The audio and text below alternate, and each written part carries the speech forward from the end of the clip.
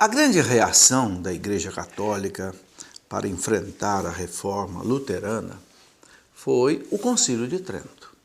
Você sabe que o concílio é o concílio chamado ecumênico, é aquela reunião em que o Papa chama todos os bispos do mundo. Foram 21 concílios ecumênicos na história da Igreja, mais ou menos um por século, na média, não é?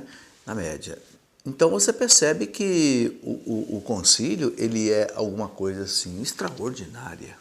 O último que nós tivemos foi o Concílio Vaticano II, que já estamos aí celebrando 50 anos dele, né? Bem, mas no Concílio de Trento, a Igreja quis se posicionar diante da reforma luterana, porque foi, como eu disse aqui, uma reforma doutrinária. Não foi uma reforma assim, um tanto quanto administrativa, política, como a separação ortodoxa, né, lá de 1054. Lutero, ele questionou a base da doutrina católica, questionou a própria existência da Igreja como instituição hierárquica fundada por Jesus Cristo.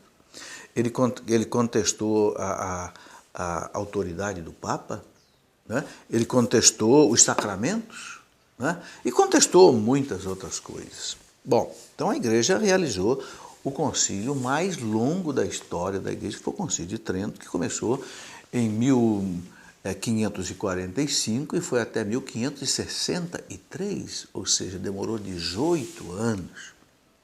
Veja bem, não foram 18 anos assim seguidos, não, o concílio ele foi interrompido 3 vezes por guerras que haviam na Europa, né? Você sabe que naquele tempo havia muitas guerras, né? Então o concílio era interrompido, às vezes também por questão de doenças, de pestes que às vezes assolavam a Idade Média, e também esse tempo ainda, e que obrigava a que as pessoas se separassem por causa da contaminação. Bom, então o Concílio de Trento, ele teve vários períodos. Eu vou colocar aqui para você alguns períodos. Por exemplo, de 1545, ele foi até 1563, né? Aí nós tivemos o Papa Paulo II, e depois nós tivemos o Papa Júlio III, onde o concílio foi de 1550 a 1555, e depois o Papa Pio IV, que levou o concílio até o final de 1559 até 1565, 63.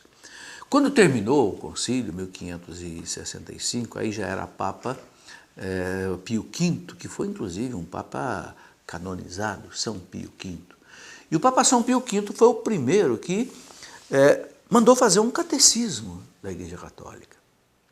Hoje nós temos um catecismo que foi aprovado pelo Papa João Paulo II. Esse é o segundo catecismo, assim, oficial, que a Igreja mandou fazer de toda a doutrina católica. A Igreja sempre teve vários catecismos pequenos, né, escritos por um santo, por outro santo, tal, mas um catecismo integral, contendo toda a doutrina católica. O primeiro deles foi o chamado Catecismo Romano, do Papa São Pio V, lá do ano de 1565, quando acabou o Concílio de Trento. Porque o Concílio de Trento, o que ele fez? Ele revisou toda a doutrina católica.